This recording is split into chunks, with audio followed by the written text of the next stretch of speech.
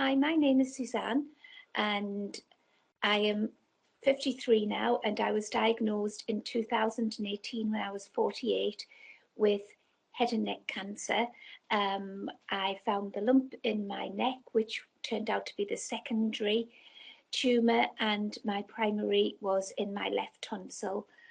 I live in Durham and I'm married, and I have two boys, one who will be 21 in a couple of weeks and one who is 12.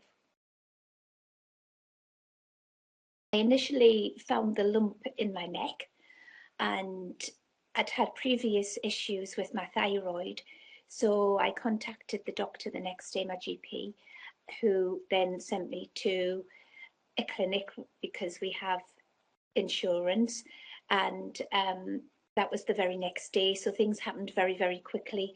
The doctor there arranged appointments for a scan and biopsies, and 2 weeks later I was given the news that unfortunately it was cancer.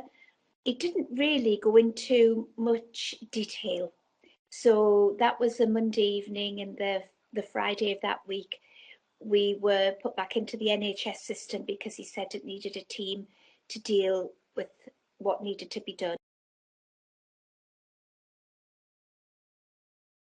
And on the Friday, I saw my consultant, who confirmed that it was correct. It was tonsil cancer, which was a big, massive shock because all I was aware of was I had a tumour in my neck, and that the tumour in my neck was secondary.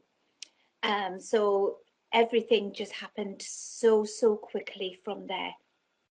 She checked by putting the camera down my nose to confirm everything. In the room, there were so many people that basically everything was just a whirlwind. We were introduced to all of these people, such as my specialist nurse, speech and language therapist, dietitian, and basically we didn't have a clue why these people were involved. We had no knowledge of head and neck cancers, tonsil cancer. I'd never heard of anybody having tonsil cancer. And as I say, it was just all a whirlwind. We came away in shock because we'd been given more news than we'd previously been given just a few days beforehand. So then lots of appointments followed for PET scans, more scans. I had my mask measured and made, appointments with dentists. I had to have most of my bottom teeth removed before I had my radiotherapy. I was informed that I would be having radiotherapy and chemotherapy. This was decided after my 9-hour operation, a neck dissection and tonsillectomy, and on the PET scan, it first of all showed that I also had cancer at the back of my tongue and at the back of my nose, as well as in my neck and in my tonsil. Fortunately, after the operation and histology reports came back, that wasn't rightly so. These were just anomalies that had just shown up. But unfortunately, the cancer that was in my neck and from the tumour had spread out of the tumour and into my neck. I also had a nodule on my chest that had showed up. So my consultant decided that the route to go down was the radiotherapy and the chemotherapy.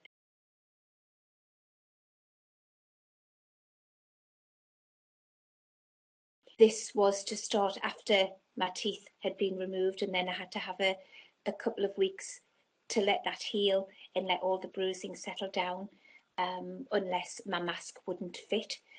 So everything started in the August of that year, and operation in the October, teeth out in at the end of October and the beginning of November. They had to be taken out in 2 stages, which the operation seemed like a dream compared to having my teeth removed, which were healthy teeth, but because had fillings in and the damage radiotherapy does to your jaw and teeth, these had to be removed as a precaution.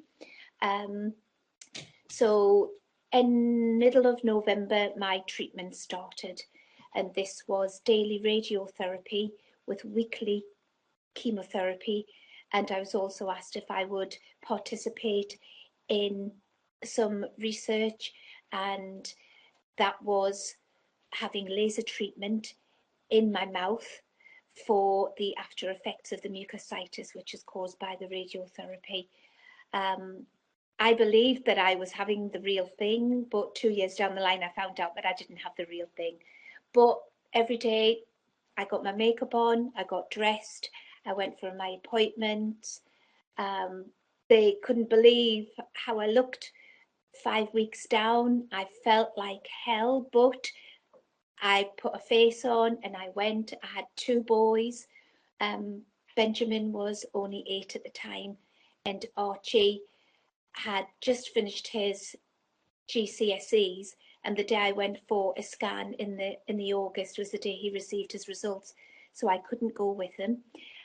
He started a new sixth form for A levels, so it was all a very, very stressful time for the family, for my parents whose daughter was going through cancer, and I can't imagine what they must have been going through, having a child going through what I did. Life changed dramatically because of the effects of the radiotherapy and the chemotherapy. I had an NG, a nasal tube, fitted because after about 3 weeks of the treatment, I was unable to eat. I had lots and lots of mouth ulcers. My inside of my throat was beginning to show the effects of all the burns from the radiotherapy. I had so much medication that I had to take to help swallowing, keeping my mouth free of ulcers and everything else that goes alongside. And also had to start using the NG feeding tube, which wasn't particularly very pleasant. And then the mucositis started, unfortunately, really badly by about the 5th week. And that was horrific, absolutely horrific. And your body just produces this green mucus, which you want to get rid of. It smells disgusting. It was making me sick constantly. I couldn't keep the feed down. And then Christmas Eve of 2018, ironically, it was a very, very bittersweet Christmas. Finished my treatment, and you think, well, that's it, your treatment's finished, you're going to start to get better. But unfortunately, with the barbaric, which it is barbaric, treatment that you receive, it's not the end, and you slowly go downhill.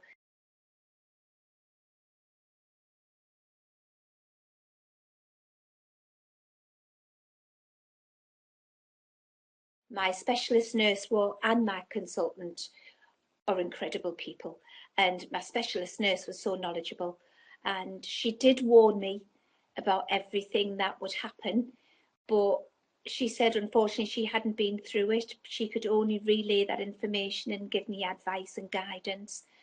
And I was nearly hospitalized on New Year's Eve because I was being sick so much and losing that much weight. Luckily, I wasn't sick when I was at the hospital, so they let me go on New Year's Eve, which I was so thankful for. My husband was just the greatest nurse ever, and my mum. They looked after me so well, and I would have been even worse if it wasn't for them. My husband made sure I had my feed, my medication. I basically slept for about 5 weeks, I would think, afterwards. And I was in a very, very dark place, and I just didn't think it was going to get any better. It just didn't seem as if it would improve like after other previous operations that I'd had. And then suddenly one day towards the end of March, I saw a little bit of light, and by the April, things were starting to improve a lot. I'd lost well over 4.5 stone, which I needed to. I'd had Ben when I was 41 and I'd put on a lot of weight. So it was a drastic way to lose weight, very, very drastic, and I wouldn't recommend it. But I was starting to feel better by then, and I had hope. I'd always been very, very positive throughout everything. And I think that is one thing that I can say got me through. And if as a cancer patient, you've got that positive outlook, it does really, really help. It was very, very hard to maintain that through my recovery because everything was just so dark, very, very dark. I would have to force myself up at about 3 o'clock in the afternoon before the boys came home from school to get up just to show my face because I didn't want them to think anything. And there was many a time that my husband came into the bedroom and he thought that I'd gone. I couldn't speak at one point. I was so weak. I found it very, very difficult to even get out of bed. I remember getting out of bed and just passing out and then waking up instantly, and I was on the floor because my body was just so weak from everything that it had gone through and the lack of nutrition, because as I say, I found it very, very difficult to keep the feed down because of the mucositis. And once the mucositis started to improve, my eating started to, well, my feeding started to improve. I couldn't use the machine. I would have to syringe it into the tube, which I found I could cope with better because I could just, well, my husband did, at shorter and longer intervals and lots at a over a long period of time, which my body could cope with better. I remember my first meal, which was a teaspoon of yogurt, because the radiotherapy damages so many salivary glands. You don't have saliva. Your taste buds are wrecked from the chemotherapy and the radiotherapy. So everything tasted disgusting. It's hard to explain, because one day I would only eat teaspoons, and I would say, oh, that was really nice, I enjoyed that, which would mainly be yogurt because it was easy to get down. But the next day it didn't taste the same, because your taste buds are reproducing in every single day. And this, I found out as well then why I saw, and it was introduced to a speech therapist and a dietitian, because they were imperative during recovery. I saw them regularly, and at every appointment I would fall asleep because I was so weak. But Simon was there to support me through every appointment, so I relied upon him so much. He took 6 months off work to look after me, and I really don't know what I would have done if I hadn't had him by my side and at every appointment and at home during the recovery. My medical team were incredible and still are. My consultant even rang me 8 o'clock in the evening during my recovery because she was so worried about me. And you suffer from a lot of after effects. I still have issues with my swallow sometimes, because throughout your treatment you have to keep exercising because that is a muscle, and once you stop using that because you're not eating, it becomes very, very weak. So you have to try and consistently do your exercises, which is very hard when you're so poorly. So they did fall along the way, unfortunately. But it was training yourself to eat again, and the support that you're given from the assigned doctors and nurses and speech therapists and dietitians is incredible, and it's like gold dust, because they are the ones who help you get through it. They're the ones with the knowledge, and I'm here today still. I'm over 4 years out of treatment. I've got issues, but who cares? I'm here. Every day is a gift. I wake up and think, another day, Doesn't matter if it's raining, doesn't matter if it's freezing cold, doesn't matter if something bad has happened.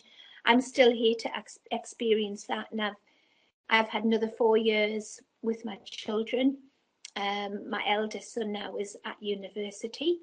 My youngest son has just started secondary school, and I've seen them achieve so much over those 4 years, which if I hadn't found the lump and gone through everything that I've gone through and had the expertise of everybody who I've come across, I wouldn't have had those experiences at all. And it's just wonderful to be alive. It really is. Despite everything, I'm just thankful to be here and thankful for everybody who has been involved along that journey, which has been a rocky journey, a proper roller coaster. But I'm here to tell that story and help anybody else who is going through that at the moment. And I'd just like to say that the Head and Neck Cancer Foundation do incredible things for cancer patients and for hospitals with what they provide. And through charities like them, you know, people like me might not be here today. And that is a fact.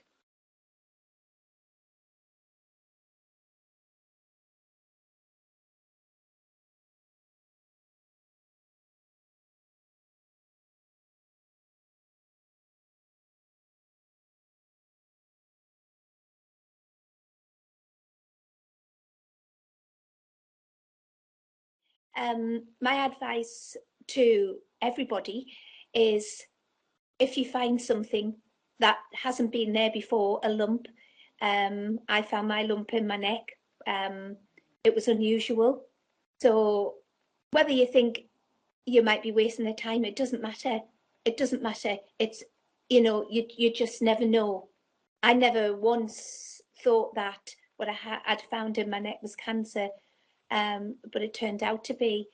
And because I went and I got it checked out, if I'd left it, I don't know what would have happened. But if you find any changes, anything in your mouth, check your mouth regularly, go to the dentist regularly. They will check it for you.